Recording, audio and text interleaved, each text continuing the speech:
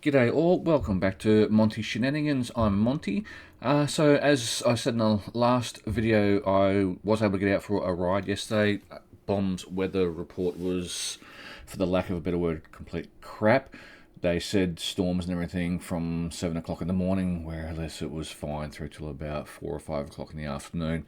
However, the humidity was an absolute killer and I melted and I roasted. The adventure jacket I do have, even though it's got like 400 different zips on it for ventilation, isn't that great for the Queensland summer. So I have gone and got another textile jacket on order, so that will hopefully alleviate those issues, because I do think I got a little bit of a heat stroke yesterday from that. But as I said, I'm going to get a video of the actual ride. I've done some editing on that one there, so I'm going to do a test. So you guys are guinea pigs. I'm going to test doing a bit of a voiceover on what has been edited. However, I thought I'd just give you a quick rundown of what I actually use on the bike for recording.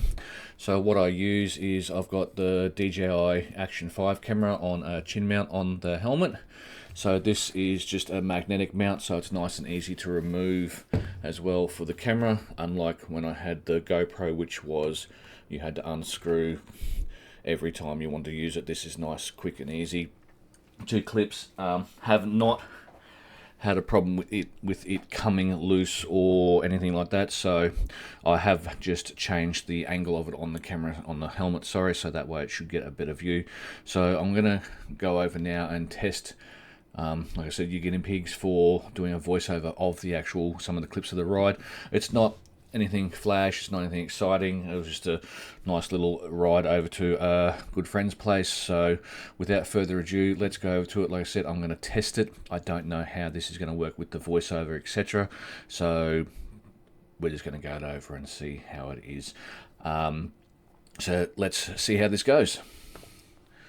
So here I am leaving home. This was the second attempt to actually leave home yesterday, as I got a little bit keen to go for a ride. When I moved the bike out of the shed on Friday, I didn't actually do the first thing I should have done and check the tyre pressures.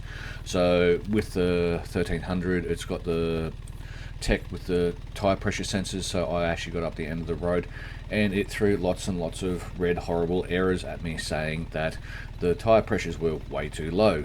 So I ended up turning around and going back home. As you can see, Tanya's still got the dogs out, so I've just put the tyre pressures back up and away we go again. So hopefully this time, second time lucky, no issues, no concerns with heading off, because I think the front tyre was down like 24 psi. The back wasn't too bad at about 28, however they were supposed to up around that 36 to 40, depending on what sort of pressures you do like. So off we go. As you can see, it's raining, so this is just one of the little corners heading out of town. Not too bad corner. It's got that little bit of a chicane, so you've got that slight little left hand, slight little straight, and then she goes around into a little right hand bend, and then you've got a nice straightaway, which then turns into 100k an hour. So not too bad stretch, that one there. A little bit of a not too twisty. So I've stopped for fuel after this one here, so we're heading off. So this is going down onto like a downward turn over onto a bridge. It can get a little bit tight if you do carry too much speed. It is actually 100k an hour zone, however you can't really do 100k's an hour around that, not on the adventure bike, not the way I ride, which is not very quick. So here we are, just on the Ipswich motorway. That Pulsar was sitting fair on my ass and was weaving in and out of traffic, so I think she was late for a hair appointment, but she was just being an idiot on the roads, as you get around here, unfortunately. So she left us all, so not too bad. Just another little bit of a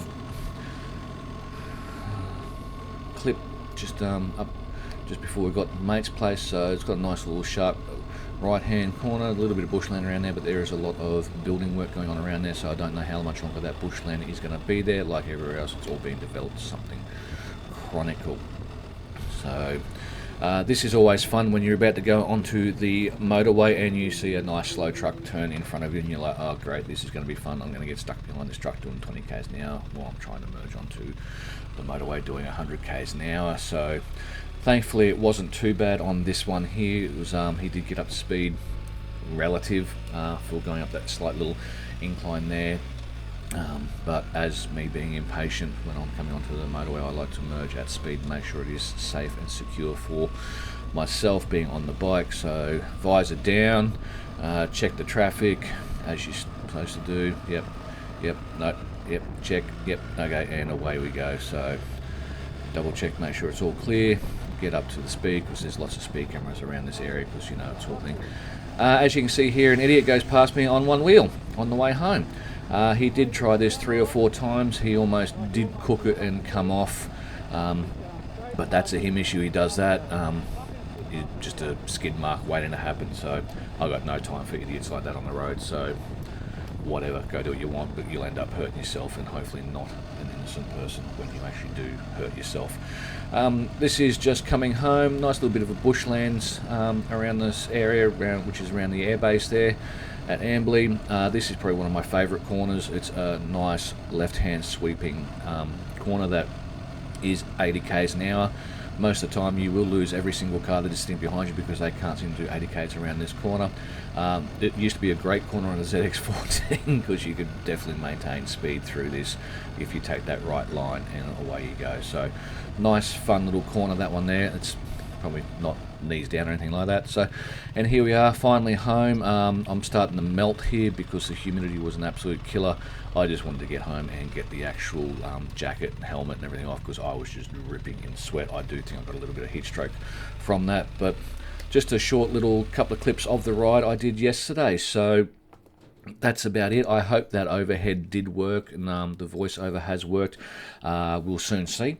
But yeah, so that was just a little bit of the trip yesterday out on the GS13 Triple Black, 1300, sorry, Triple Black. So I did change from the ZX14 onto that one there. The ZX14 was the Hypersport, so it was very leaning over heavy on the heavy. It was insane acceleration, insane power. I do miss that.